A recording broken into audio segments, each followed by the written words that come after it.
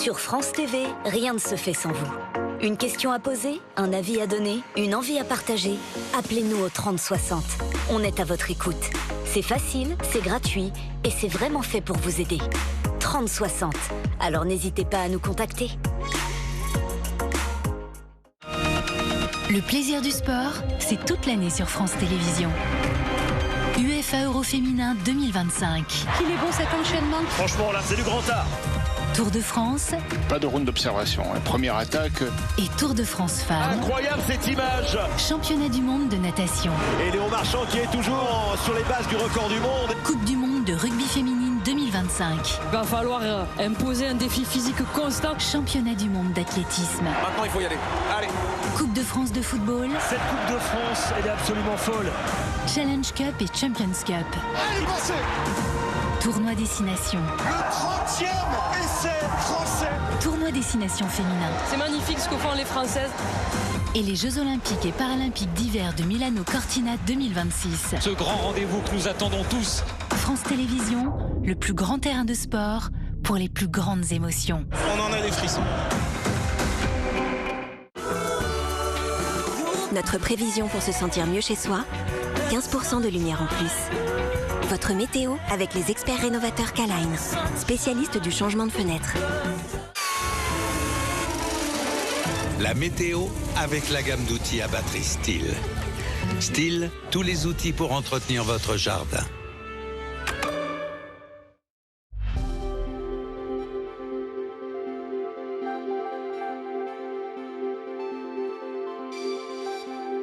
Bonjour à tous, c'est un temps très calme qui vous attend ce dimanche après-midi, des conditions anticycloniques avec une belle lumière sur les régions du nord, le nord-est, un ciel plus voilé en revanche, laiteux sur le sud-ouest et des Pays de la Loire au Cotentin, de la grisaille, quelques gouttes de pluie possibles. Les températures attendues, elles sont en hausse par rapport à hier, à la faveur de l'ensoleillement, avec des valeurs presque de saison, comptez 17 degrés à Cherbourg, 20 degrés dans les rues de la capitale, comme à Bordeaux, 24 degrés sur Biarritz, jusqu'à 25 degrés en Corse. Et ce soir, nous allons retrouver quelques gouttes de pluie possible sur l'extrême nord, partout ailleurs un temps calme, un léger voile de nuages sur la moitié sud et les températures attendues aux alentours de 22 heures, comptez 15 degrés dans les rues de la capitale, 10 degrés à Amiens comme à Brest, jusqu'à 19 degrés à Nice ou encore à Ajaccio.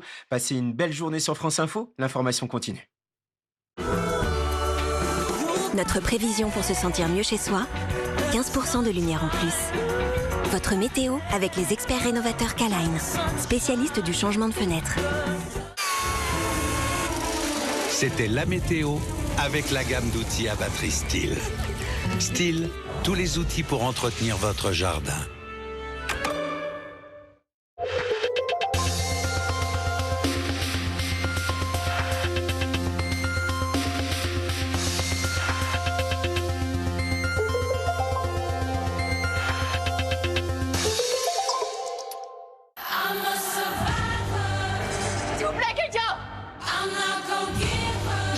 Parce que tu me fais peur.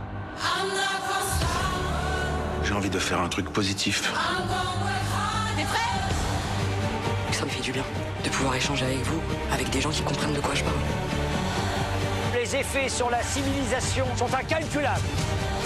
Vous êtes drôlement réveillé ce matin. C'est le devoir quand je gagne qui vous appelle. La fille aux cheveux rouges, il faut la retrouver. Si tu n'avais pas été là, j'aurais perdu la vie. Je suis roi! Attention à toi, d'accord? J'ai besoin de savoir que je peux compter sur vous. On fait quoi maintenant? J'ai envie de te revoir. Mais tu peux pas savoir à quel point je suis heureuse.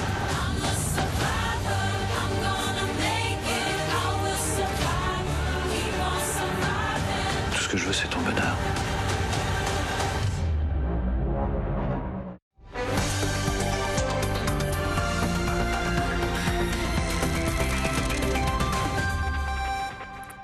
Madame, Monsieur, bonjour. Soyez les bienvenus dans le 14-16 de France Info. Je suis ravie de vous accompagner aujourd'hui.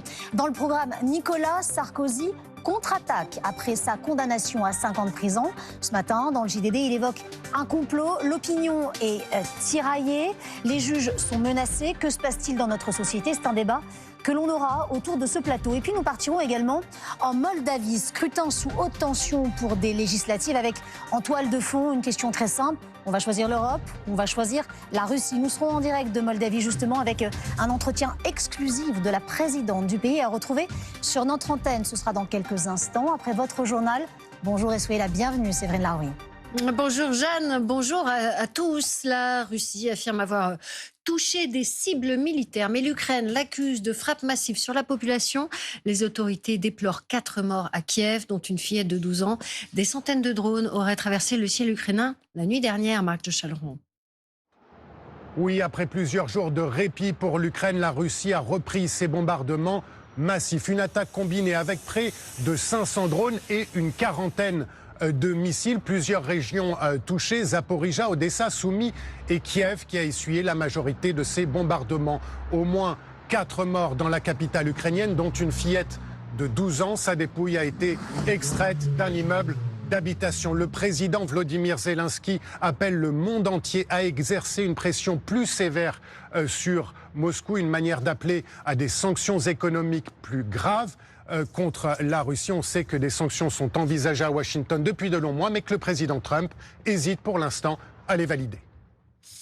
Et puis sachez que le Danemark interdit tous les vols de drones civils cette semaine en raison du sommet européen qui doit se dérouler à Copenhague. La nuit dernière, de nouveaux drones ont été observés au-dessus de sites militaires du pays. L'Europe sous pression. Élection sous tension en Moldavie. Le pays renouvelle son parlement aujourd'hui et le résultat de l'élection décidera du sort du pays ces prochaines années. Les électeurs doivent trancher entre l'adhésion à l'Union européenne et un rapprochement avec la Russie sur fond d'ingérence de Moscou que dénonce la présidente. La Russie a interféré avec les élections de nombreuses fois par le passé, mais rien de comparable avec ce que l'on voit aujourd'hui. La Russie a dépensé des centaines de millions d'euros dans cette élection pour financer des partis qu'elle contrôle en Moldavie en essayant de corrompre les électeurs. Nous avons assisté à de nombreuses cyberattaques. Nous avons vu que la Russie a identifié des jeunes en Moldavie et les a formés à des actions violentes. Et bien sûr, il y a beaucoup de désinformation et une rhétorique qui affirme que si la Moldavie continue son processus avec l'Union européenne, il risque de lui arriver la même chose que ce qui arrive à l'Ukraine aujourd'hui. La Russie essaye d'effrayer les Moldaves et essaye de ramener la Moldavie en arrière. Et c'est une interview exclusive France Info de la présidente moldave. Ce sera sur notre antenne à 17h en long format, interview signée Alban Mikosi. La monnaie nationale iranienne a son plus bas historique face au dollar. Après le retour des sanctions de l'ONU, suite à l'échec des négociations sur le programme nucléaire du pays, Téhéran dénonce le rétablissement des mesures à son encontre. Ces sanctions vont d'un embargo sur les armes à des mesures économiques. Hilal El Aflahi. L'Iran se réveille avec le retour des sanctions de l'ONU, allant d'un embargo sur les armes à des mesures économiques. Elle cible les entreprises, les entités et les individus qui contribuent directement ou indirectement au programme nucléaire iranien ou au développement de missiles balistiques. Soupçonné par les pays occidentaux de vouloir se doter de la bombe atomique, l'Iran dément et insiste sur son droit au nucléaire civil, notamment pour produire de l'électricité. Téhéran dénonce le retour injustifiable des sanctions de l'ONU, qualifiées d'illégales. La République islamique d'Iran défendra résolument ses droits et intérêts nationaux et toute action visant à porter atteinte aux intérêts et droits de son peuple fera l'objet d'une réponse appropriée. Un retour 10 ans en arrière pour l'Iran, suite au rejet du Conseil de sécurité de l'ONU de la proposition sino-russe de prolonger de 6 mois l'accord sur le nucléaire iranien. Une initiative contrecarrée par la France, le Royaume-Uni et l'Allemagne qui accusent Téhéran de manquer de transparence. Toutes les voies d'un accord ont été explorées avec la délégation iranienne. À notre grand regret, l'Iran a persisté dans son attitude de refus. Mais les États-Unis et l'Union européenne ont aussitôt assuré que cela ne marquait pas la fin de la diplomatie. Une solution durable à la question nucléaire iranienne ne peut être obtenue que par la négociation et la diplomatie. Les conséquences économiques se font déjà ressentir en Iran. Le rial, la monnaie nationale iranienne, atteint son plus bas historique face au dollar. Et l'actualité en France dominée par la charge de Nicolas Sarkozy dans le JDD ce matin, reconnu coupable d'association de malfaiteurs. L'ancien président condamné à 5 ans de prison contre-attaque. Il clame son innocence, il écarte toute demande de grâce présidentielle qui équivaudrait selon lui à reconnaître sa culpabilité. Et on se projette dans la semaine politique à venir.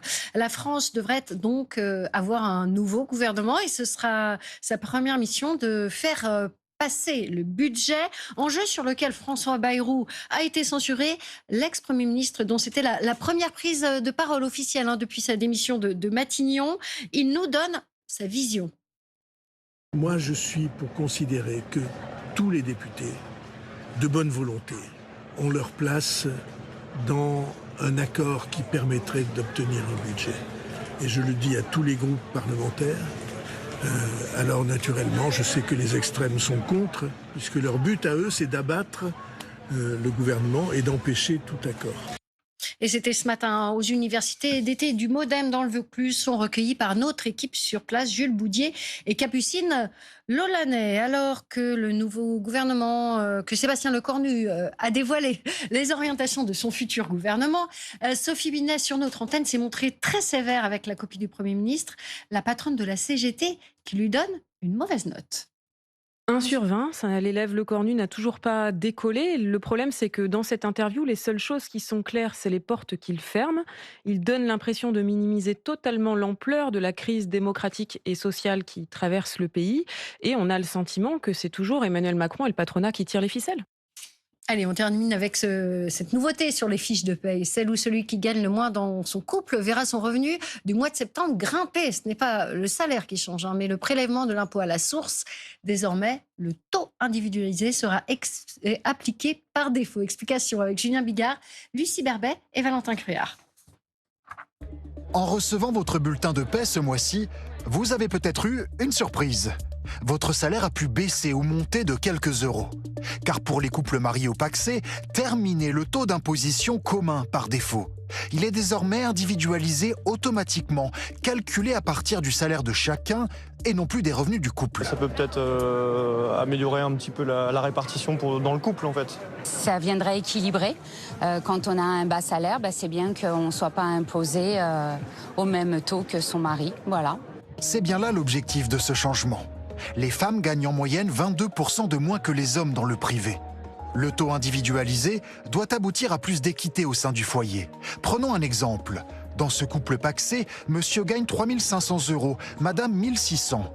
Avec un taux d'imposition commun, lui payait 203 € au fisc et elle 93. Avec le taux individualisé, l'impôt de l'homme grimpe à 290 €, celui de la femme descend à 6 €. Au final, vous allez payer exactement la même somme d'impôts, mais c'est la personne qui gagnera le plus de revenus dans votre couple qui va payer relativement le plus d'impôts. Sachez qu'il reste possible de modifier ce choix par défaut dans votre espace personnel sur impôts.gouv.fr et d'abandonner ce taux individuel pour revenir au taux commun au foyer. Voilà pour l'essentiel de l'actualité. Nous aurons le plaisir de retrouver Séverine Larouille dans moins de 30 minutes sur notre antenne. L'actualité, vous l'avez vu, c'est